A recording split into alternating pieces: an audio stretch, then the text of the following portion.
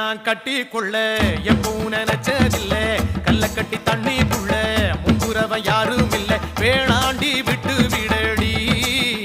நான் தவிச்சாக்கா தண்ணி